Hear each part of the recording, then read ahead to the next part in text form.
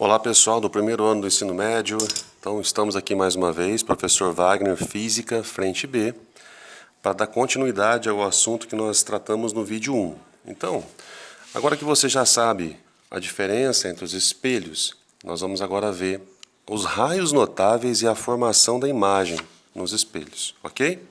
Bom, então olha só, eu desenhei aqui, assim como a gente viu lá, ó, o espelho convexo, tá vendo?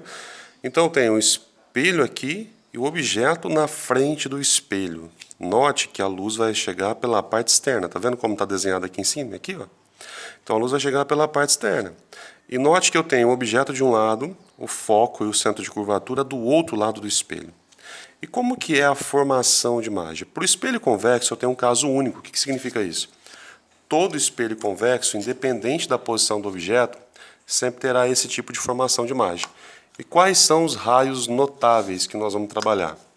Nós vamos fazer assim, ó. O primeiro raio notável é o raio que chega paralelo ao eixo principal, tá vendo? Ó? Eixo principal aqui, eu estou fazendo ele chegar paralelo. Chegou lá no espelho, ele não vai atravessar o espelho, ele vai voltar. Mas como que ele volta? Ele volta no foco do espelho. Então, ó, chegou aqui, voltou. Mas não tem como o raio chegar lá no foco, tá? Mas ele vai passar alinhado com o foco. Tá vendo aqui, ó? Eu estou pontilhando, projetando, fazendo uma projeção desse raio. E a projeção do raio que chegou no espelho volta alinhada com o foco. Então o primeiro raio é esse.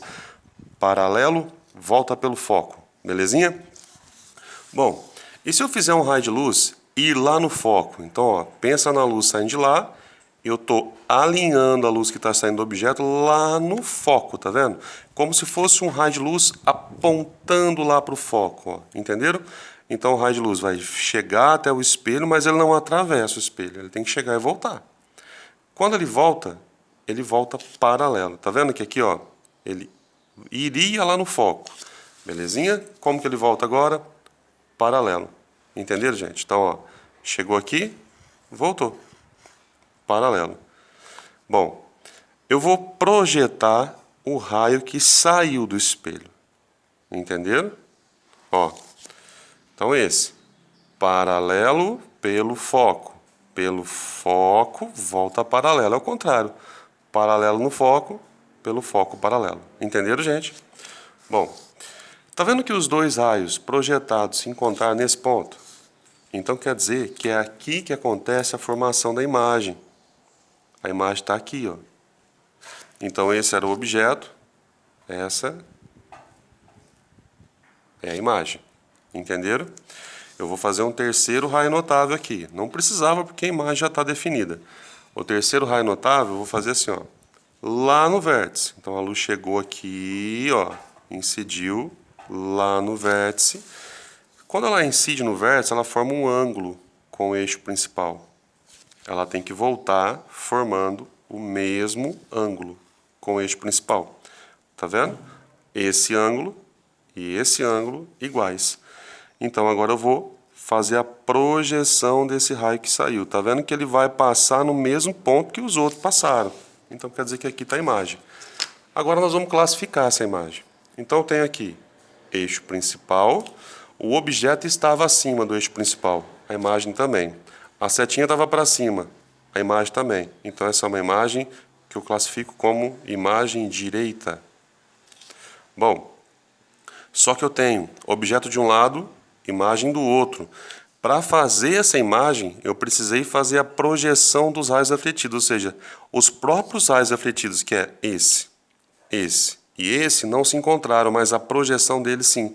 Então, como eu precisei projetar eles, eu chamo essa imagem de imagem virtual. Entenderam?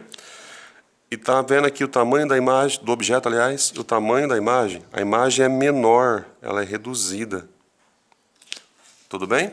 Então, todo espelho convexo sempre vai fornecer esse tipo de imagem, direita, virtual e menor, independente da situação. Ok, galerinha? Bom, a imagem virtual, nós já discutimos isso em aula, ela não pode ser projetada. Eu não consigo jogar essa imagem em uma tela.